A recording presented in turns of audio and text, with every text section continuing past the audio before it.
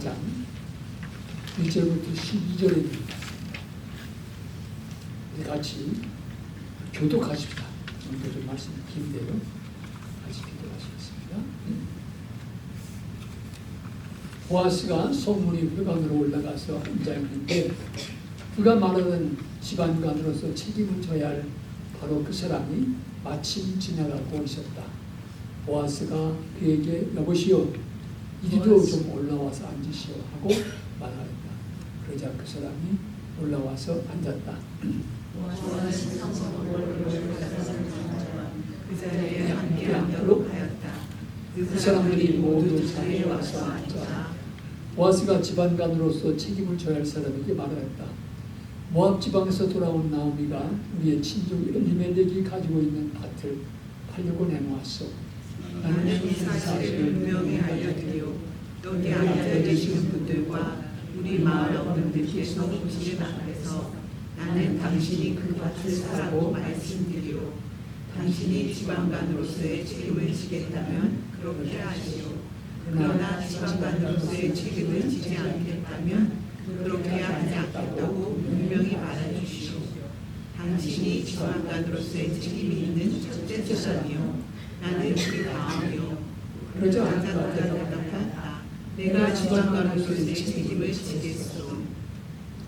보아스가 다시 말하였다. 그렇다면 나오미의 손에서 그 밭을 사시는 날로 고인의 아내인 모압의 룻도 아내로 맞아들여야 하고, 그렇게 해야만 그가 물려받을 그 유산이 고인의 이름으로 남게 될 것이요. 그러자 지방관으로서의 책임이 있는 사람이 말하였다. 그런 조건이라면 나는 지방관으로서의 책임을 질 수 없소. 잘못하다만 내 재산만 충나겠소. 나는 그 책임을 질 수 없으니 당신이 내가 져야 할 지방관으로서의 책임을 지시오. 옛적에 이스라엘에는 유산매매나 물물 교환 같은 일을 법적으로 분명히 할 때에는 한쪽 사람이 다른 한쪽 사람에게 자기의 신을 벗어서 주는 관습이 있었다. 이스라엘에서는 이렇게 함으로써 일이 확정된다는 증거를 삼았다. 지방관으로서의 책임이 있는 그 사람이 보아스에게 당신이 사시오 하면서 자기의 신을 벗어주었다. 그러자 보아스가 원로들과 온 마을 사람들에게 선언하였다. 여러분은 오늘 이 일의 증인이십니다. 나는 엘리멜렉이 가지고 있던 모든 것과 기름과 말문이 가지고 있던 모든 것을 나오미의 손에서 사겠습니다. 나는 말론의 아내인 모압 여인 룻도 아내로 맞아들여서 그 유산이 고인의 이름으로 남아있도록 하겠습니다. 그렇게 하여 고인의 이름이 그의 고향 마을에서도 끊어지지 않고 친족들 사이에서도 끊어지지 않도록 하겠습니다. 여러분은 오늘 이 일의 증인입니다. 그러자 성문이 회관에 모인 온 마을 사람들과 원로들이 대답하였다. 우리가 증인입니다. 주께서 그대의 집안으로 들어가는 그 여인을 이스라엘 집안에 있는 두 여인 곧 라헬과 레아처럼 되게 해주시기를 빕니다. 에브랄 가문에서 그대가 번성하고 또한 베들레헴에서 이름을 떨치기를 빕니다. 주께서 그 젊은 부인을 통하여 그대에게 자손을 주셔서 그대의 집안이 다말과 유대 사이에서 태어난 아들 베레스의 집안처럼 되게 하시기를 빕니다. 오늘 우리에게 주시는 하나님의 말씀입니다. 말씀을 주신 주님께 감사드립니다. 사랑하는 성도 여러분, 지난 한 주간 동안도 평안하셨습니까? 또 예배 드리시는 오늘 이 시간 다들 안녕하십니까? 네. 예, 대답을 다 안 하시네요. 어쨌든 그리고 우리가 오늘도 이렇게 모여서 전능하신 위대하신 하나님 앞에 예배 드리신다고 하는 것은 우리의 특권입니다. 또한 기쁨입니다. 또한 이것은 우리 모두를 불러주신 주님의 은혜입니다. 오늘도 함께 예배 주신 여러분 한 분 한 분 가정 위에 또 뒤에 아마 지금 된다고 하니까 영상이 나오실 것 같습니다. 영상을 보시게 될 여러분께도 주님께서 주시는 은혜와 평강이 충만하게 임하시기를 진심으로 기원합니다. 터널을 지나서라고 하는 큰 제목 밑에 드리는 읽기 연속 설교 6번째 주일입니다. 이 연속 설교는 다음 주에 7번째 말씀 드리면 이제 끝을 맺게 되겠습니다. 흉년을 피해서 모압 땅으로 이주했던 나오미는 타향살이 10년 만에 사랑하는 남편과 두 아들을 이방 땅에서 잃고 며느리 룻과 함께 빈털터리가 되어서 고향 베들레헴에 돌아옵니다. 하나님께서는 이 고난의 밑바닥 속에서 캄캄한 터널의 한 복판에서 새로운 역사를 이루어가시는데, 이 역사에 가까운 친척 보아스를 만나고 그와 함께 이야기를 나누게 된다고 하는 것이 하나님으로 가시는 새로운 역사의 중요한 전환점이 됩니다. 지난주에는 며느리 룻을 위해서 안식할 곳, 곧 가정을 마련해 주려고 하는 나오미의 계획에 따라서 룻이 순종한 이야기를 살펴보았습니다. 시어머니의 지시에 따라서 밭에 곡식더미에서 사는 보아스에게 접근해서 어른이야말로 집안 어른으로 저를 맡아야 할 분이십니다. 저희들의 기업을 물으실 분입니다 라고 이야기했을 때, 이 말은 바로 보아스에게 프로포즈한 것과 같은 의미를 가지고 있었습니다. 보아스는 내가 일을 수행하겠는데 나보다 더 가까운 인척이 있다. 그 사람의 문제를 먼저 해야겠다라고 말합니다. 오늘 사장은 보아스가 바로 보아스보다 가까운 친척과 만나서 이 문제를 해결해가는 이야기가 기록되어져 있습니다. 보아스가 성문에 있을 때 마침 기업을 물을 사람이 지나가게 됩니다. 보아스는 그를 부르고 또 성읍의 장로와 원로들을 불러서 그 자리에서 말합니다. 나오미가 돌아왔는데 엘리멜렉의 집을 물을 책임이 당신이 계십니다. 당신이 책임을 져야 되겠다라고 이야기합니다. 이때 그 사람은 기쁘게 그 책임을 감당하겠다고 말합니다. 그러자 보아스가 이야기합니다. 그 기업을 물게 되면 또 하나의 책임이 있다는데, 그 나오미의 며느리 룻을 아내로 맞아들여서 자식을 낳아서 그 가문을 이어줘야 된다. 그러자 그 사람은 난 못하겠다 얘기합니다. 보아스가 그 사람의 책임 소재를 분명히 하기 위해서 성읍 장로들 앞에서 서약을 하게 한 다음에 그 사람 다음으로 가까운 친족인 보아스가 엘리멜렉 룻의 가정을 일으키신 일을 감당하게 합니다. 여러분, 우리 이제 세 번역은 조금 다르게 번역됐습니다만 개역 성경에 기록되어 있는 우리 교회에서 익숙한 기업을 무르다라고 하는 말의 의미를 한 번 더 생각해 보려고 합니다. 이스라엘 백성에게서 기업이라고 하는 것은 하나님께서 가나안 땅에 들어가면서 분배해 주신 이 땅과 밀접한 관계가 있습니다. 그들에게 땅은 하나님께서 주신 기업이었습니다. 그러기에 그 땅을 억지로 뺏을 수도 없고 임의로 넘겨줄 수도 없었습니다. 땅의 경계를 바꾸는 일은 허락되지 않았습니다. 성경에 보면 여러분 잘 아시는 것처럼 아브라함이 나봇이라고 하는 사람이 포도원을 뺏으려고 합니다. 근데 그게 안 돼요. 할 수가 없어요. 그러니까 왕이 고민 가운데 있게 되니까 왕의 부인인 이세벨, 이 사람은 이방 여인입니다. 그 사람이 이스라엘의 관리를 알았는 건 모르겠어요. 어떻게 왕이 돼서 백성의 땅 하나 못 뺏느냐? 그래가지고 음모를 꾸며가지고 나봇에 대한 거짓증을 하게 하고, 그래서 나봇을 죽이게 되고 그 땅을 빼앗습니다. 뒤에 엘리야가 이 아합왕과 이세벨을 꾸짖으면서 책망한 것이 뒤에 역사를 보면 그대로 이루어져서 죽음을 당하게 된 그런 모습을 볼 수가 있습니다. 여러분, 한 가정이 또 어려워서 땅을 처분하거나 종으로 팔려가게 됐을 때 그 집안의 가장 가까운 인척이 그 땅의 대금이나 빚을 대신 지불해서 원래의 주인에게 돌려줄 수가 있었습니다. 이것을 기업을 물은다라고 얘기했습니다. 오늘 본문에 보면은 이제 나오미가 땅을 팔려고 내놨는데 가장 가까운 친척이 있으니 그 사람이 먼저 사서 일을 이어가든지. 근데 땅만 사는 게 아니죠, 사실. 그런 얘기가 이제 계속 나오는 것이 있습니다. 다른 말로 해석하면 고난과 속박 가운데 있는 사람을 대가를 지불하고 건져내는 의미가 바로 기업을 물은다라는 말씀이 있습니다. 그러기에 영어 성경은 기업을 물은다는 말은 redeem, 구속한다 혹은 건진다 의미의 단어를 사용하고 있습니다. 오늘 본문에 나타난 것처럼 나오미는 돌아와서 엘리멜렉의 땅을 팔려고 했던 것 같아요. 그러니까 가장 가까운 인척인 그 사람이 먼저 사고 그 사람이 안 산다면 보아스가 사서 가문을 이어준 걸 볼 수 있습니다. 근데 이 사람이 가장 가까운 인척이 왜 거절했을까? 아마도 그는 아들이 없으니까 자기가 그 땅을 사면 그게 자기 땅이 될 거로 생각할지 몰라요. 근데 아내까지 맞아들여가지고 가문을 이어줘야 된다면 자기 땅이 될 희망이 없잖아요. 아마도 그러니까 이 사람이 노했을 거다 이런 얘기를 합니다. 이 사람이 예스했을 때 여러분 보아스의 심정을 한번 생각해 보세요.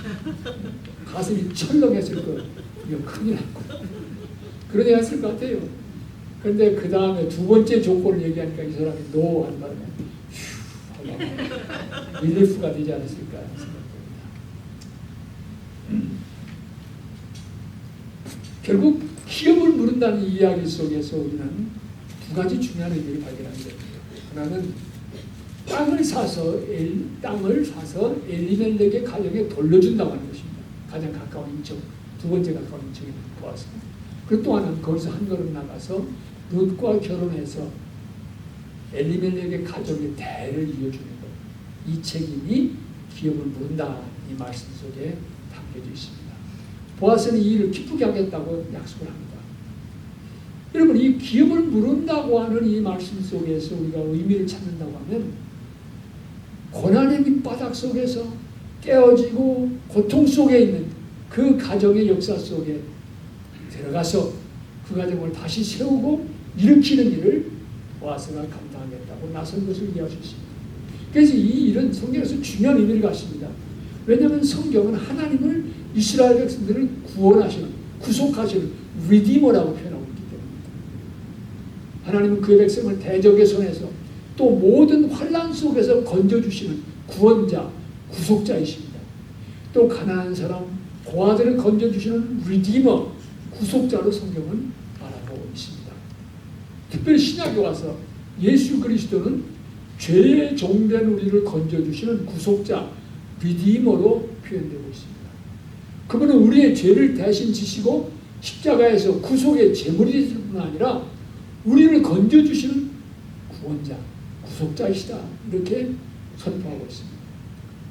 그런 의미에서 성경을 연구하는 사람들은 엘리멜렉의 가정에 기업을 물은 보아스, 단말로 표현하면 다 무너진 엘리멜렉의 가정을 건져내서 구속한 보아스는 바로 예수님의 구원의 역사의 예표라 이렇게 말하는 사람도 있습니다.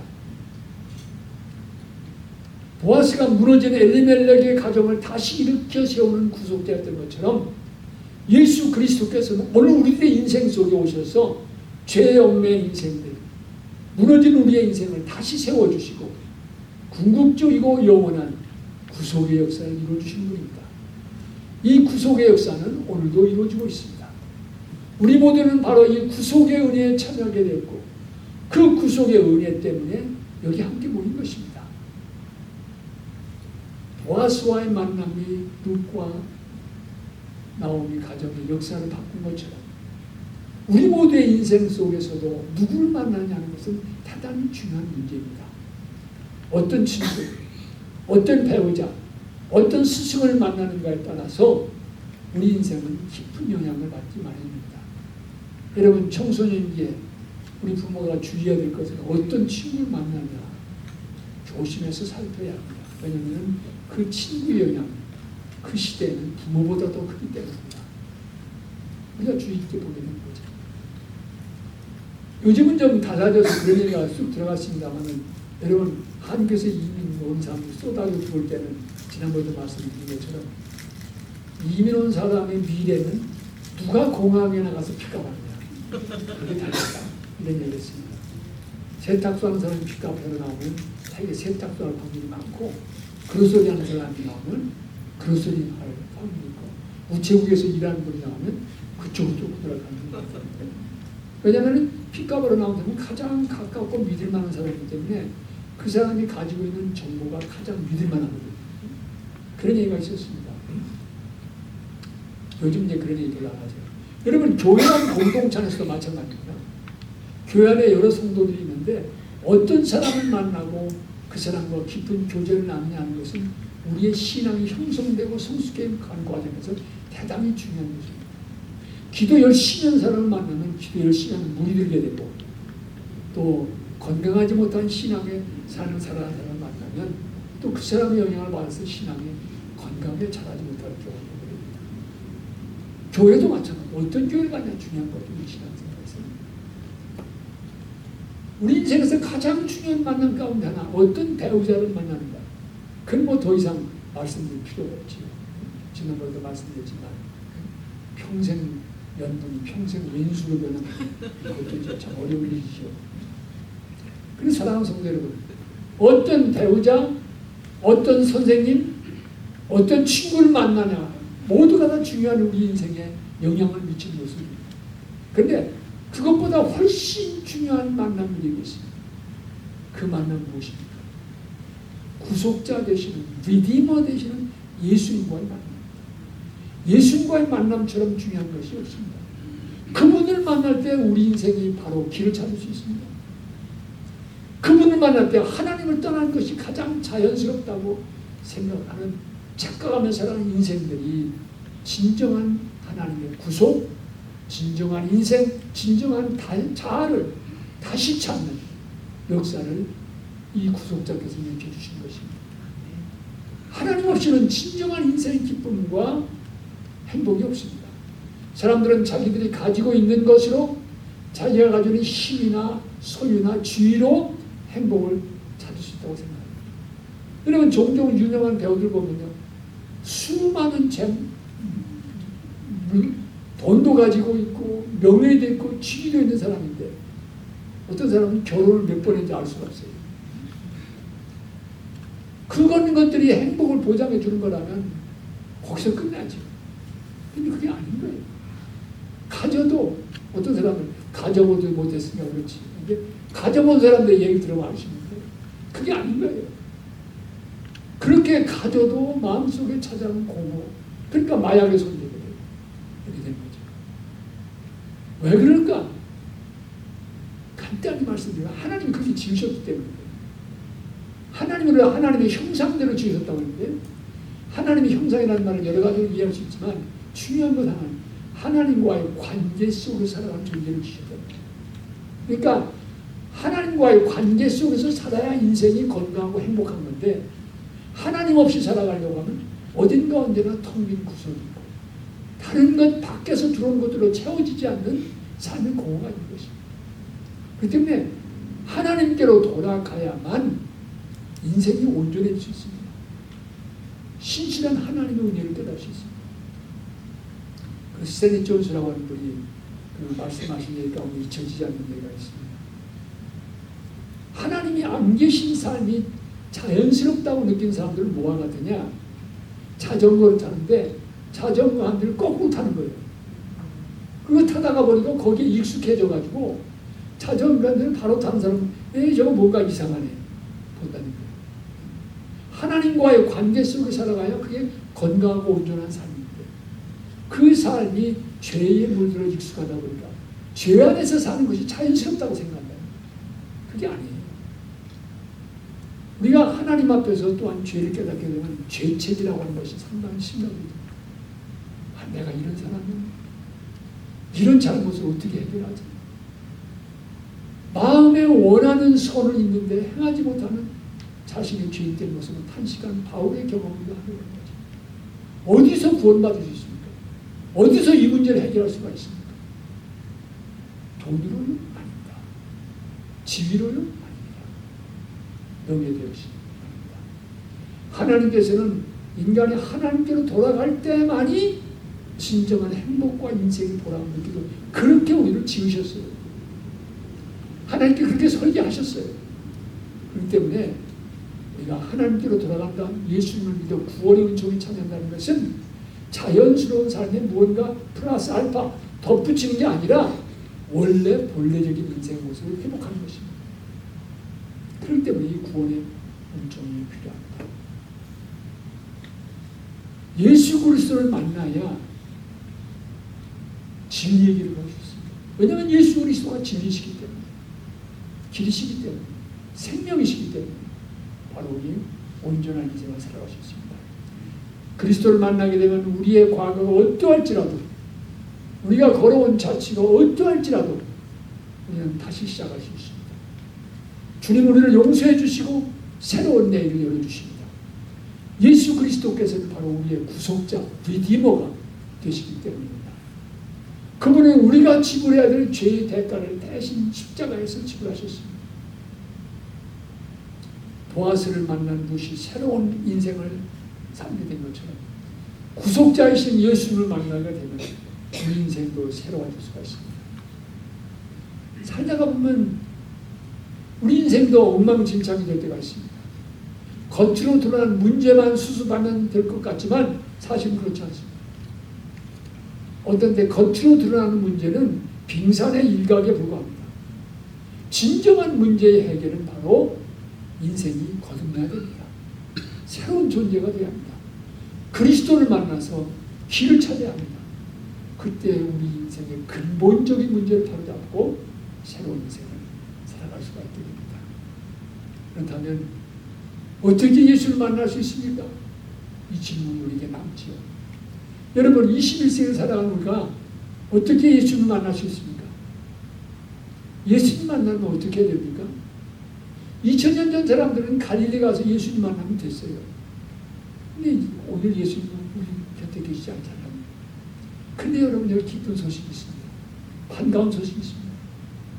우리가 예수님을 만나려고 하기 전에 예수님께서 이미 오래전부터 우리를 기다리고 계시다는 사실입니다. 고대하고 계시다는 사실입니다. 우리가 한 걸음 나아갈 때 주님께서는 두 걸음, 세 걸음 우리 향해 달려오시는 주님이십니다. 그리스도의 영 성령은 우리 가운데 함께 하시는 역사하십니다. 우리를 기다리고 계십니다. 그러기에 우리의 마음을 열면 됩니다. 우리의 인생을 주님 앞에 열면 됩니다. 예수님 우리 인생 속에 모셔드리면 됩니다. 그분이 우리의 인생을 다스리시고 지배하실 수 있도록 우리 인생의 주권을 예수님께 내어드리면 됩니다. 그분께 우리의 인생을 맡기시면 하나님께서 다스리시고 이끌어가시면 하나님 나라에서 새로운 인생이 시작될 수 있습니다. 톨스토이는 나의 회심이라는 책에서 그래서 예수님의 구속의 은혜를 맛보로 변화된 자기의 삶을 이렇게 고백했습니다. 5년 전 나는 정말 예수 그리스도를 나의 주님으로 모셔야 된다. 그러자 내 전체 생애가 변화되었다. 이전에 욕망하던 것을 욕망하지 않게 되고 오히려 이전에 구하지 않던 것들을 갈구하게 되었다. 이전에 좋게 보이던 것이 좋지 않게 보이고 대수롭지 않게 보이던 것들이 이제는 중요한 것으로 보이게 되었다. 나는 소위 행복의 무지개를 찾아다니며 살았는데 그 허무함을 알게 되었다. 거짓으로 나를 꾸미는 것이나 여자들과 즐기던 생활이나 술 취해 기분 좋아하던 일들을 더 이상 행복으로 여길 수 없게 되었다. 찬송가 가사에 보자. 이전에 좋던 것 이제는 값없다. 주 예수보다도 귀한 것은 없다. 이런 고백을 하게 된 거죠. 사랑하는 성도 여러분, 오늘 이 시간 아직도 내가 내 인생의 주인으로 하고 계시다면 그 인생의 사표를 쓰시기 바랍니다. 하나님 앞만 생각해 봐도 제가 주장하는 인생은 별 볼 일 없는 것 같습니다. 사랑하는 주님, 제 인생을 맡아주십시오. 주님을 만나지 않으면 저는 죄의 짐을 벗을 수가 없고 죄책감으로부터 자유로울 수 없습니다. 제게는 소망이 없습니다. 주님, 제 인생을 주님께 드립니다. 십자가의 보혈로 저를 정결케 씻어주시고 구속함을 받은 주님의 자녀로서 새로운 인생을 살아가게 하옵소서. 주님, 제 인생을 맡으셔서 인도해 주옵소서. 이 믿음의 고백, 이 기도를 드릴 때 보이지 않지만 들리지 않지만 주님께서는 우리 안에 오셔서 새로운 날을 열어주실 것입니다.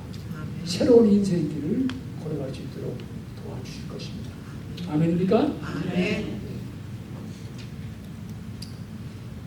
제 인생이 이제 후반전하고도 거의 종점에 가까이 왔잖아요. 아직 젊다고 생각하시는 분이 계실지 모르지만 여기저기 삐끗삐끗해요. 그런데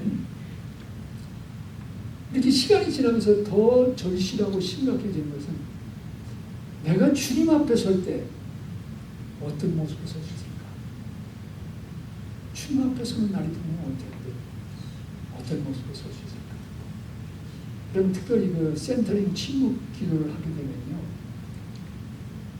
까맣게 잊어버리고 무의식 속에 갇혀 있었던 그런 과거에 부끄러웠던 삶의 흔적들이 굶실굶실 기억나는 거예요. 이게 이제 고민이 되는 거죠. 아, 내가 잊고 있어요. 내 인생이 이랬었구나. 저도 그런 것들이 떠오르면 진짜 고민스러워요. 야, 내가 목사라고 그러지만 이런 아픔과 이런 부끄러운 모습이 있었네. 이거 하나님 앞에 설 수 있을까?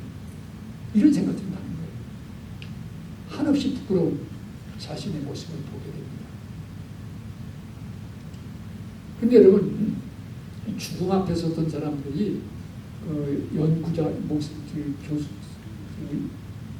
교수들이 연구를 해가지고 보면은 몇 가지 중요한 공통점이 있다. 죽으면은 그 영과 육이 분리되는 경우가 있고, 사람들이 육신을 붙잡고 하고 그러는데 자기 영은 딱 떨어져 있다는 거예요. 얼마나 시간이 지난 다음에 원통속 같은 데를 쭉 지나게 되면은 그 밝은 빛 앞에 서게 되는 거예요. 정말 따뜻하고 포근한 빛 앞에 서게 되는데, 그 앞에 설 때 자기가 걸어온 인생의 모습이 파노라처럼 쫙 지나간다. 물론 이제 사후 연구에 대해서 전적으로 다 이렇게 믿으셨는데, 그러나 그것이 여러 가지 비슷한 경험을 한 사람들 연구에서 내린 결론이니까 그런 사후 세계에 대한 생각을 해본 거예요. 야, 주님 앞에서 내 인생의 파노라마처럼 스쳐 지나간다. 얼마나 많은 얼굴들이 보여질까? 두렵고 부끄러운 것을 느끼게 될 것입니다. 근데 여러분, 그때마다 제가 붙들고 고백하는 게 있습니다. 그때마다 주님 앞에 드리는 고백이 있습니다. 이 모든 부끄러운 제 인생의 궤적이 예수 그리스도의 보혈로 말미암아 씻기 받았다, 용서받았다 하는 의미입니다. 십자가의 보혈로 용서받았다. 주님께서 십자가에서 내 죄의 대가를 치르셨다. 그러게 나에게는 주님의 용서의 은총이 있다. 또 우리 주님은 잊어버리시는데 한 수가 있으십니다. 진홍같이 붉을지라도 흰같이 쉬울 것이다. 기억지 않는다고 말씀하셨어요. 이 주님의 은혜 때문에 우리는 살 수 있는 거예요. 이 주님의 너그러운 사랑 때문에 우리는 다시 시작할 수가 있는 겁니다.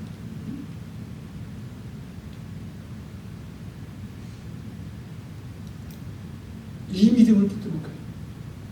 이 믿음 안에서 다시 일어서는 거죠. 마틴 루터도 비슷한 일 경험했죠. 종교에 갈 때 마귀가 나타나가지고, 야, 네가 얼마나 큰 죄를 많이 지었는지 아냐? 그래서 벽에다가 다 죄를 적어놓은 거예요. 또 있냐? 그때 말을 또 쭉 적어놓은 거예요.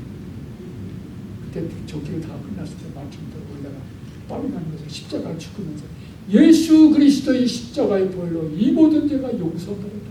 사탄아 물러가라. 마귀는 야, 이렇게 지저분한 내가 종교개혁한다고 웃기지 마라 이렇게 유혹한 거죠. 우리에게도 이런 용서의 은총을 흔드는 유혹들이 있을 수가 있어요. 그때마다 예수 그리스도께서 나를 위해서 리디머, 구속자가 되셔서 내 모든 죄값을 십자가에 치르셨어요. 나는 자유하십니다. 그 믿음 붙들고 가는 것입니다.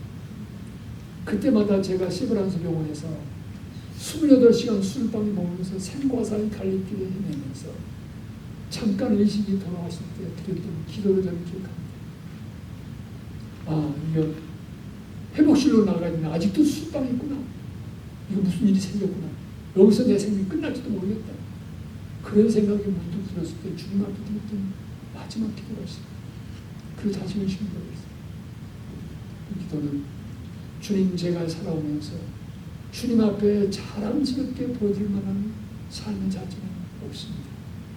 그러나 주님 부르신다면 예수님의 십자가만 붙들고 가겠습니다. 예수님의 십자가만 붙들고 가겠습니다. 왜요? 그 십자가가 우리를 리딤, 구속해 준 십자가입니다. 그리고 제가 의식을 잃었던 적이 있습니다. 그래서 부끄러웠던 모습이 떠오를 때마다 그 기도를 생각합니다. 주님, 부족하지만 십자가만 붙들고 가겠습니다. 십자가만 붙들고 가겠습니다. 예수 그리스도는 우리의 구속자이십니다. 그러게 우리에게는 희망이 있습니다. 어제의 얼룩을 기억조차 아니하시는 하나님의 은혜 때문에 우리는 용서함 받은 자녀로 살 수가 있습니다. 여러분, 할렐루야입니다.